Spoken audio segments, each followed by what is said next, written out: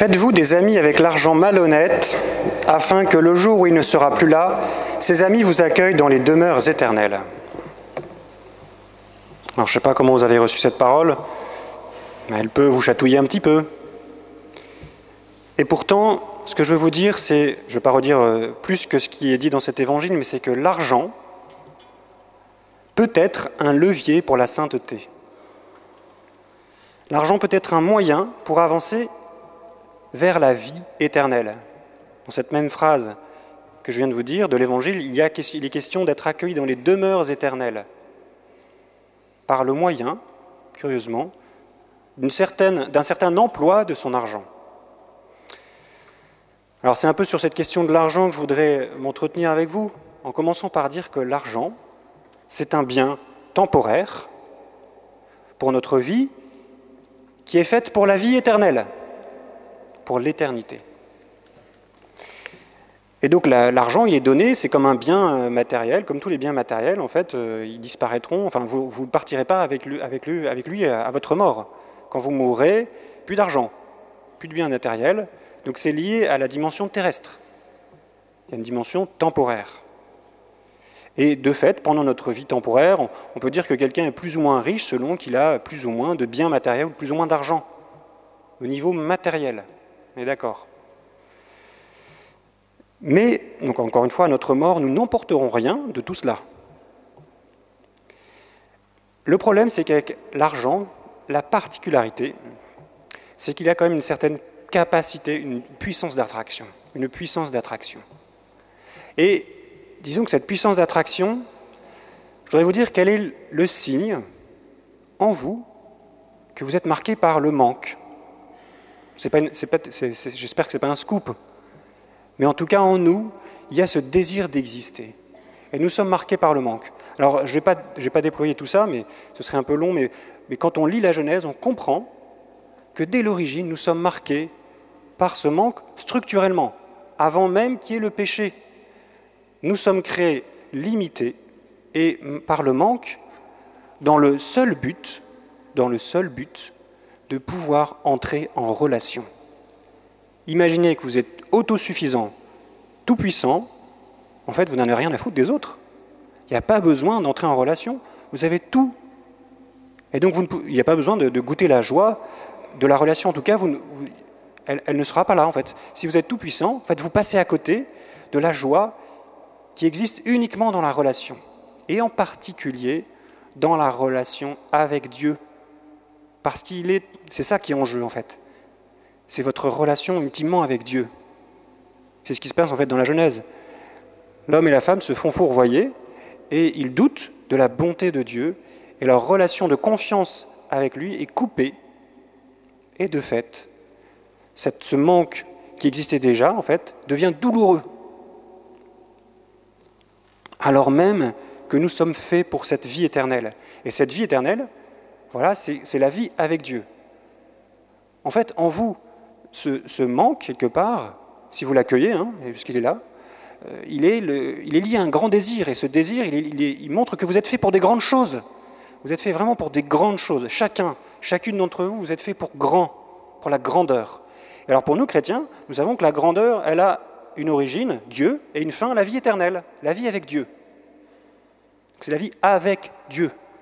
C'est en relation avec lui. Le salut, c'est une communion avec Dieu, avec lui.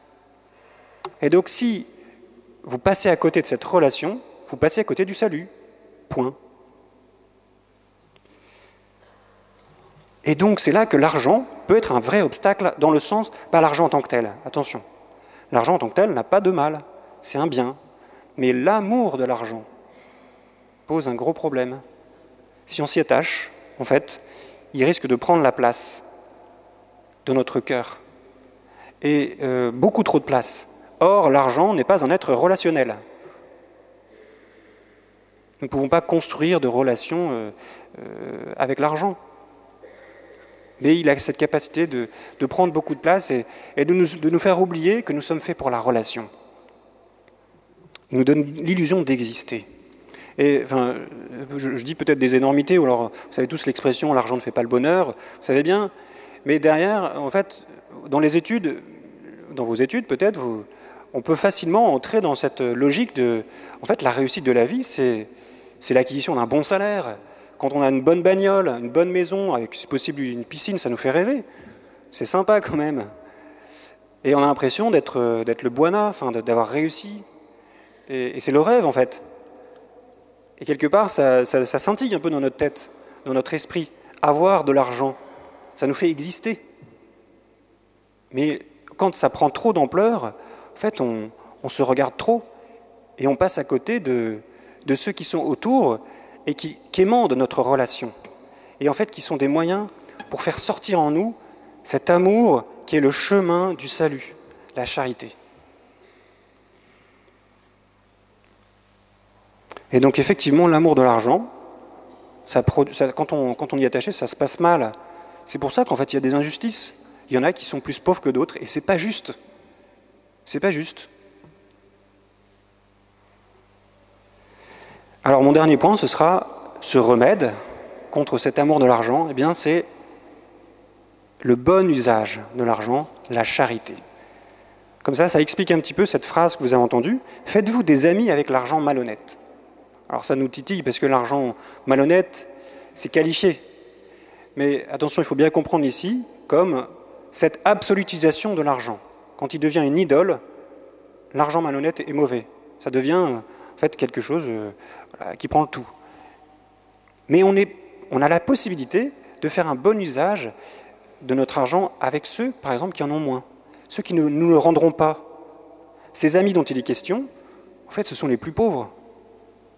Et donc, on verra dimanche prochain que l'Évangile, c'est exactement cette suite de ce passage-là, et on comprendra pourquoi, enfin, qui sont ces amis. Il est question d'un certain Lazare et d'un riche. Ces amis qu'on est invité à se faire au moyen de l'argent, il ne s'agit pas d'acheter nos relations, mais de mettre l'usage de notre argent au service, de le subordonner à la charité, à la création de relations qui nous assureront en fait l'entrée dans la vie éternelle. Pour la simple raison que la vie éternelle, c'est une vie de relation. Et donc, en fait, ici, le maître, curieusement, fait l'éloge de ce maître, de ce gérant, qui reste malhonnête parce qu'il a mal géré les biens, mais il reçoit l'éloge pour son habileté. Autrement dit, je vous pose cette question,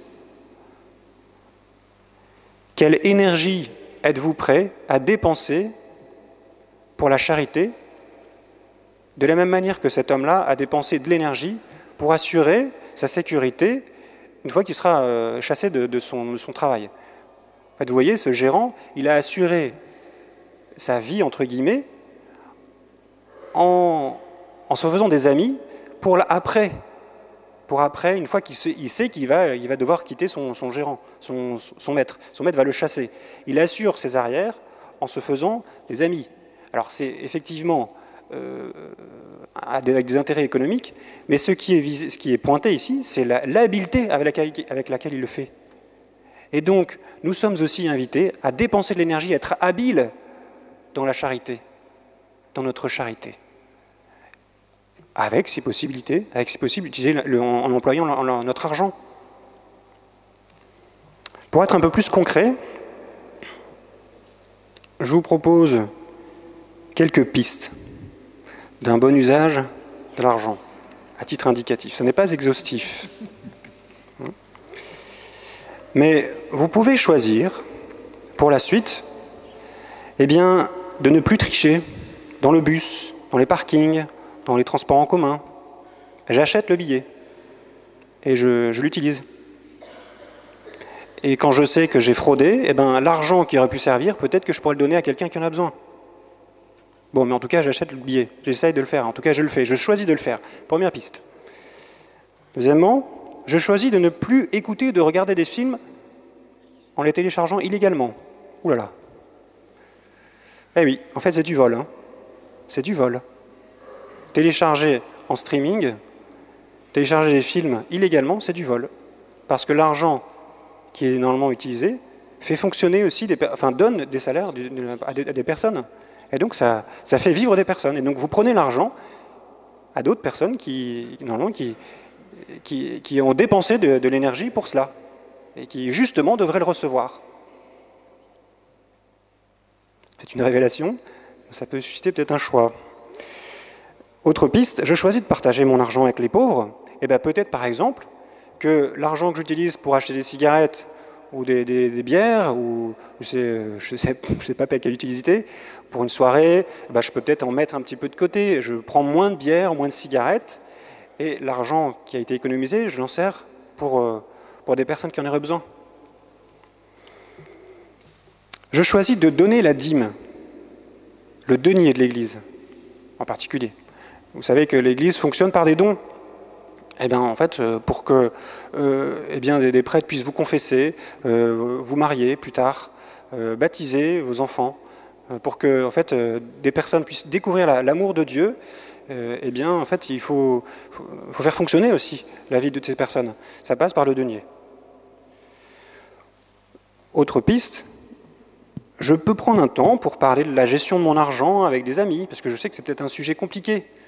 Eh bien, en fait, ça vaut le coup, peut-être de prendre le temps de faire un budget, et puis de dire, en fait, je dépense autant de temps, autant d'argent pour ça, et le reste, est-ce que j'ai un petit budget pour des personnes qui en auraient besoin?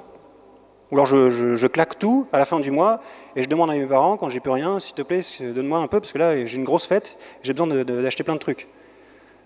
Ou alors, je prévois à l'avance, effectivement, je regarde, j'établis mes dépenses, et je suis un petit peu plus libre, avec l'argent que vous avez. Hein.